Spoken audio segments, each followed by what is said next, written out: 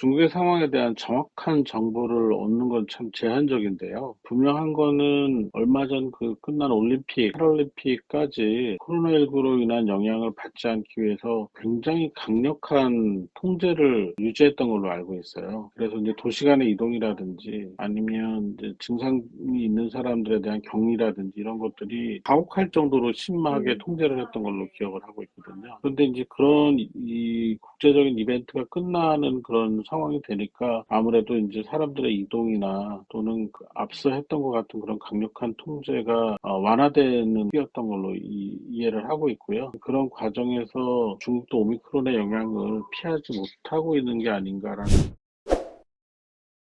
중국에서 이 사용되는 백신들이 오미크론 변이에 대한 예방 효과가 얼마나 되는지 확실하진 않지만 많이 떨어질 것은 거의 확실해 보이고요. 자연 감염이 된 사람들이 인구 비례로 봤을 때 여전히 적은 편이고 오미크론 변이에 노출된 국민들이 그렇게 많지 않은 그런 상황이기 때문에 충분히 퍼져나갈 가능성을 갖고 있다고 보고 있죠. 중국이 언제까지 저렇게 과거처럼 코로나19를 아예 도시를 봉쇄하는 그런 형태의 전략으로 막아낼 수 있을지 생각을 해보면 쉽지 않을 것 같아요. 사회적인 손실 또는 경제적인 피해 이런 것들이 상당히 많이 수반되는 그런 과정이기 때문에 계속해서 저렇게 가기는 저는 어렵다고 보고 있고, 그러니까 결국은 사람들은 행동이 통제가 되면 어느 정도는 참지만 일정 순간부터는 그런 통제를 벗어나기 시작하는 움직임 또 노력을 하게 돼 있거든요. 그러다 보면은 자연스럽게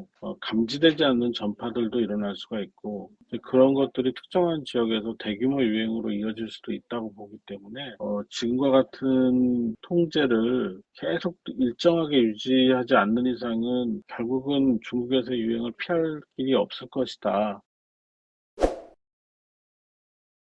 그건 당연한 거 아니겠습니까? 다시 거의, 변이가 네. 안 생긴다고 누가 보장해 주는 것도 아니고 확인된 것도 아니잖아요. 오미크론도 워낙 거의 전 세계적으로 굉장히 많은 환자를 만들어냈기 때문에 이 과정에서 어디선가는 새로운 변이가 일어날 수 있는 계기가 될 수가 있고요. 그런 것들이 확인을 계속 하고는 있지만 이제 확인이 안 되는 지역도 있고, 중국처럼 또 대규모 유행이 발생할 수 있는 나라에서 실제로 대규모 유행이 시작이 되고 진행이 되면 그 과정에서 또 새로운 변이가 나올 수도 있는. 그러니까 이게 전 세계적으로 동일한 시점으로 동일하게 코로나19가 관리가 되고 전체적으로 안정적인 상황이 되지 않는 이상은 어디서든지 새로운 변이가 생길 수가 있다고 가정하고 모니터링하고 대비를 해야 되는 거죠.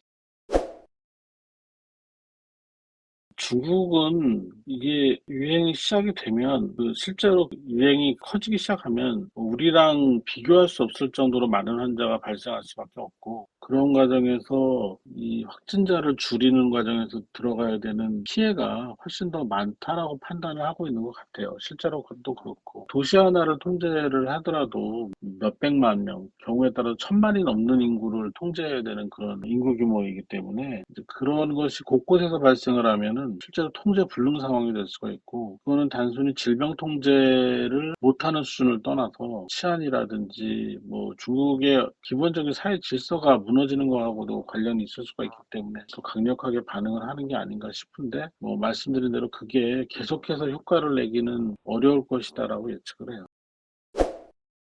가장 간단한 예는 대구 상황이죠. 그러니까 코로나19에 대해서 잘 모르던 시기, 또 이제 코로나19가 중국에서 시작이 됐다라는 정보를 얻은 시기에 이미 우리나라에 들어와서 대구 경북에서 주로 유행을 한번 했잖아요. 이제 그런 상황이 또 생길 수도 있는 거죠. 중국과의 인적 교류를 완전히 막아낼 수 없거든요.